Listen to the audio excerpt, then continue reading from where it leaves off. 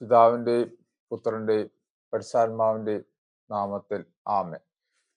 ഞാൻ എൻ്റെ ഒരു പുതിയ ടോക്കിലോട്ട് കടക്കുകയാണ്.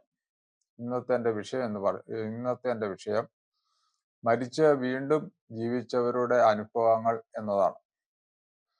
മരിച്ചു എന്ന് വൈദ്യശാസ്ത്രം വിധി എഴുതിയ പലരും മണിക്കൂറുകൾ കഴിഞ്ഞ് ജീവിതത്തിലേക്ക് മടങ്ങി വന്നവർ അനേകർ ഉണ്ട്.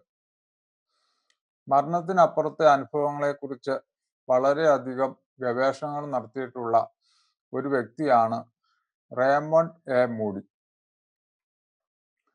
അദ്ദേഹം ലോകത്തിന്റെ ഇതര കോണുകളിൽ നിന്നും ശേഖരിക്കപ്പെട്ട മരണാനന്തര അനുഭവങ്ങളെല്ലാം അതിശയകരമായ സാമ്യങ്ങൾ ഉണ്ടെന്നുള്ളത് ചിന്തനീയമായ വസ്തുതയാണ്.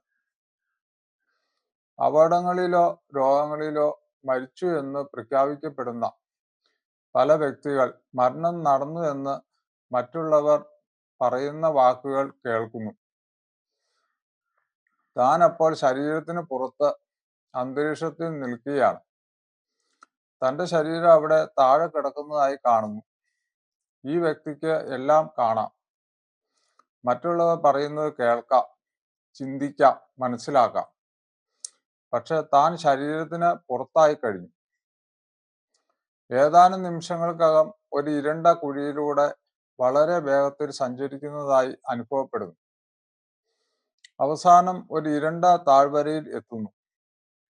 അത് അങ്ങ് അകലെ ഒരു വെളിച്ചം, അത് അടുത്ത് വരികയാണ്. തൻ്റെ ജീവിതത്തിലെ അനുഭവങ്ങളെല്ലാം പെട്ടെന്ന് ഓർമ്മ വരുന്നു. താൻ പിന്നെയും മുന്നോട്ട് പോകുന്നു. ഒടുവിൽ എവിടെയോ എത്തുന്നു. ഇനി മുമ്പോട്ട് പോകാനാവില്ല എന്ന ഘട്ടം വരുന്നു. ഒരു തടസ്സം മുന്നിൽ സൃഷ്ടിക്കുന്നു. പെട്ടെന്ന് ബോധം മറയുന്നു. ബോധം തെളിയുമ്പോൾ താൻ ഈ ഭൂമിയിൽ തന്നെയുണ്ട്. ഇങ്ങനെയുള്ള കാര്യങ്ങളാണ് ഓരോരുത്തരും പറയുന്നത്. ഡോക്ടർ മോറിസ് റോളിൻസ് രേഖപ്പെടുത്തിയിരിക്കുന്ന ഒരു സംഭവം ഞാൻ പറയാം. ഡോക്ടർ 1977 ഒരു സായം കാലത്ത് ഒരു മനുഷ്യന് കൃത്രിമ ശ്വാസോച്ഛ്വാസം നൽകിക്കൊണ്ടിരിക്കുമ്പോൾ അയാൾക്ക് പെട്ടെന്ന് ജീവൻ ലഭിച്ചു. ഉടനെ ഭയപരവശനായ അയാൾ പറഞ്ഞു, ഞാൻ നരകശിക്ഷയിലായിരിക്കുന്നു, എന്നെ അങ്ങോട്ട് അയക്കരുത്. ഈ മനുഷ്യന്റെ ഭയപാരവശ്യം കണ്ടപ്പോൾ ഡോക്ടർ ഞെട്ടിപ്പോയി. മരണാനന്തര അനുഭവത്തെപ്പറ്റി ബൈബിളിൽ രേഖപ്പെടുത്തിയിട്ടുണ്ട്. വിശുദ്ധ പൗലോസിന്റെ അനുഭവം ഇതിനൊരു ഉദാഹരണമാണ്. വിശുദ്ധ പൗലോസ് തന്റെ അനുഭവം വിവരിക്കുന്നത് ഇപ്രകാരമാണ്. ക്രിസ്തുവിലുള്ള ഒരു മനുഷ്യനെ ഞാൻ അറിയുന്നു.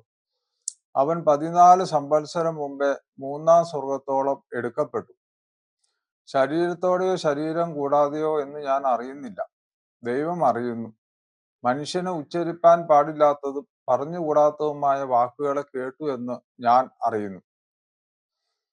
3-ാം സ്വർഗത്തോളം എടുക്കപ്പെട്ടതായി വിശുദ്ധ പൗലോസ് പറയുന്നു. അപ്പോൾ തൻ്റെ ശരീരത്തിൽ നിന്നും ജീവൻ പുറത്തുപോയി എന്ന് വ്യക്തം. മനുഷ്യന് ഉച്ചരിപ്പാൻ പാടില്ലാത്തതും പറഞ്ഞുകൂടാത്തതുമായ ഭാഷ അവിടെ സംസാരിക്കുന്നതായി വിശുദ്ധ പൗലോസ് കേൾക്കുന്നു. വിശുദ്ധ പൗലോസിന് മരണശേഷം കേൾവി, കാഴ്ച, ബോധം, തിരിച്ചറിവ്, ചിന്ത, കാര്യങ്ങൾ വിവേചിച്ച് മനസ്സിലാക്കാനുള്ള കഴിവ് എന്നിവ ഉണ്ടായിരുന്നു. സ്വർഗീയ കാഴ്ചകൾ വിശുദ്ധ പൗലോസ് ആത്മാവിൽ കാണുമ്പോൾ ഭൂമിയിൽ എന്താണ് നടന്നുകൊണ്ടിരിക്കുന്നതെന്ന് നമുക്ക് പരിശോധിക്കാം. ശത്രുക്കൾ വിശുദ്ധ പൗലോസിനെ കല്ലെറിഞ്ഞ് മരിച്ചു എന്ന് കരുതി വലിച്ചിഴച്ചുകൊണ്ട് പട്ടണത്തിന് പുറത്തു കൊണ്ടിട്ടു. വിശുദ്ധ പൗലോസിന്റെ ശിഷ്യന്മാർ ഈ വാർത്ത അറിഞ്ഞ് അവർ ഒന്നിച്ച് ശവത്തിന്റെ അടുക്കൽ കൂടി നിൽക്കുന്നു.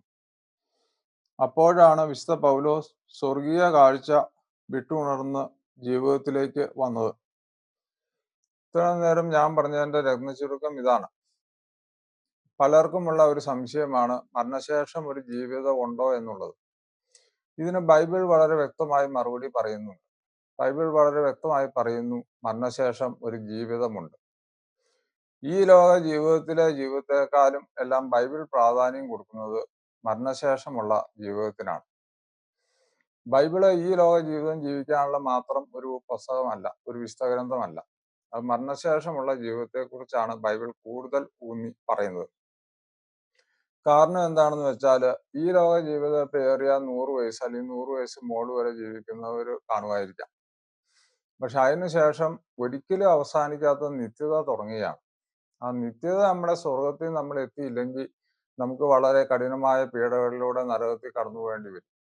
അതുകൊണ്ട് ബൈബിള് ഏറ്റവും കൂടുതൽ പ്രാധാന്യം കൊടുക്കുന്നത് മരണശേഷമുള്ള ജീവിതത്തിനാണ്.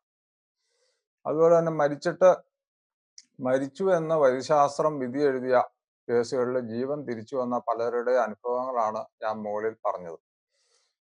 അപ്പോൾ പലർക്കും ഒരു സംശയം ഉണ്ടാവാം, അത് മരണശേഷം വരുന്ന ഒരു വിഭ്രാന്തി അല്ലേ എന്ന്. മരണശേഷം വരുന്ന ഒരു വിഭ്രാന്തി ആണെങ്കിൽ പലർക്കും പല രീതിയിൽ കാണണ്ടേ. ഇത് മരണശേഷം മരിച്ചു എന്ന് കരുതി തിരിച്ചു വന്നവരെ പഠിക്കുമ്പോൾ എല്ലാവരും ഒരേ രീതിയിലാണ് കാണുന്നത്. അപ്പൊ എല്ലാവരും ഒരേ രീതിയിൽ കാണുന്നുണ്ടെങ്കിൽ അതൊരു വിഭ്രാന്തി അല്ല എന്ന് വളരെ വ്യക്തമാണ്. അതുകൊണ്ട് മരിച്ചു എന്ന് വൈദ്യശാസ്ത്രം വിധി എഴുതിയ പലരുടെ അനുഭവങ്ങളും നിങ്ങൾ കേട്ടിട്ടുണ്ടായിരിക്കും. അവർ ജീവിതത്തിലോട്ട് തിരിച്ചു വന്നപ്പോൾ പറഞ്ഞ കാര്യങ്ങൾ. നമ്മുടെ മലയാളികളായ 2 വൈദികര് ഈ അനുഭവത്തിലൂടെ കടന്നുപോയവരാണ്. അവർ മരിച്ചു എന്ന് വൈദ്യശാസ്ത്രം വിധി എഴുതുകയും അന്നേരം ഞാൻ ഈ മോളിൽ പറഞ്ഞ കാഴ്ചകളെല്ലാം അവർ കാണുകയും ചെയ്തു. അവർ രണ്ടുപേരും ജീവിതത്തിലോട്ട് തിരിച്ചു വന്ന് ഇന്നും ഈ ലോകത്തിൽ ജീവിച്ചിരിപ്പുണ്ട്. 2 മലയാളികളായ വൈദികരാണ് അവർ. നിങ്ങളും കേട്ടിരിക്കും. അതുകൊണ്ട് മരണശേഷം ഒരു ജീവിതം ഉണ്ട് എന്ന് വളരെ വ്യക്തമാണ്. മരിച്ചു കഴിയുമ്പോൾ നമ്മൾ ഇങ്ങനെയുള്ള എല്ലാം കാണാൻ പോകുന്നു എന്നും വളരെ വ്യക്തമാണ്. നമ്മളിപ്പോൾ ഏറിക്കഴിഞ്ഞാൽ 100 വയസ്സ് മോള് വരെ ജീവിക്കുമായിരിക്കും. അതിനുശേഷം നമ്മൾ മരിച്ചു കഴിയുമ്പോൾ ഈ എല്ലാ അനുഭവത്തിലൂടെ കടന്നു പോകേണ്ടി വരും. അപ്പൊ നമ്മൾ പരമാവധി ഒരു വിശുദ്ധ ജീവിതം ഭൂമിയിൽ ജീവിക്കുകയാണ് എപ്പോഴും നല്ലത്. ബൈബിൾ പറയുന്നത് എത്ര ദുഷ്ടനാണെങ്കിലും എത്ര പാപിയാണെങ്കിലും ജീവിച്ചിരിക്കുമ്പോൾ അവന് മരണശേഷം മരണം വരെ അനുഭവിക്കാനുള്ള അവകാശമുണ്ട് എന്നാണ് ബൈബിൾ പറയുന്നത്. അതിനുള്ള സാധ്യതയുണ്ട് എന്ന് ബൈബിൾ പറയുന്നുണ്ട്. പക്ഷെ നമ്മുടെ മരണം എപ്പോഴാണ് വന്നതെന്ന് നമുക്ക് പറയാൻ പറ്റില്ല. അതുകൊണ്ട് നമ്മൾ ഈ ലോക ജീവിതത്തിൽ സൂക്ഷിച്ചിട്ട് അവസാനം പശ്ചാത്തപിച്ച് സ്വർഗത്തിൽ പോകാൻ ഇരുന്നു കഴിഞ്ഞാൽ നമ്മൾ നരകത്തിലോട്ടായിരിക്കും പോകാൻ സാധ്യത വളരെ കൂടുതൽ. അതുകൊണ്ട് ഈ ലോക ജീവിതത്തിൽ ജീവിക്കുമ്പോൾ പരമാവധി പാപം കുറഞ്ഞു നിൽക്കട്ടെ, നമുക്കൊരു വിശുദ്ധിയിൽ ജീവിക്കാൻ ശ്രമിക്കാം. അതുകൊണ്ട് ബൈബിൾ വളരെ വ്യക്തമായി പറയുന്നത് മരണശേഷം ഒരു ജീവിതമുണ്ടെന്നും അതിന് നമ്മുടെ ഈ ലോക ജീവിതത്തിൽ നമ്മൾ ഒരുങ്ങണം എന്നാണ് ബൈബിൾ വളരെ വ്യക്തമായി പറയുന്നത്. അതുകൊണ്ട് മരിച്ചു പോയി എന്ന് വൈദ്യശാസ്ത്രം വിധി എഴുതുകയും ജീവിതത്തിലോട്ട് തിരിച്ചു വരികയും ചെയ്ത അനേകരുടെ അനുഭവങ്ങളുണ്ട്. അവരെല്ലാം ഒരേപോലെ കാണുന്നു എന്ന് പറയുന്നത് മരണശേഷം ഒരു ജീവിതമുണ്ട് എന്നതിന് വളരെ വ്യക്തമായ തെളിവാണ്. ഇന്നത്തെ എൻ്റെ ടോക്ക് നിങ്ങൾക്ക് ഇഷ്ടപ്പെട്ടെങ്കിൽ നിങ്ങൾ സബ്സ്ക്രൈബ് ചെയ്യുക, ലൈക്ക് ചെയ്യുക. കൂടുതൽ കാര്യങ്ങൾ ഞാൻ എൻ്റെ അടുത്ത ടോക്കിൽ പറഞ്ഞുകൊള്ളാം. നിങ്ങൾക്ക് ഏവർക്കും എൻ്റെ ഹൃദയം നിറഞ്ഞ നന്ദി, നമസ്കാരം.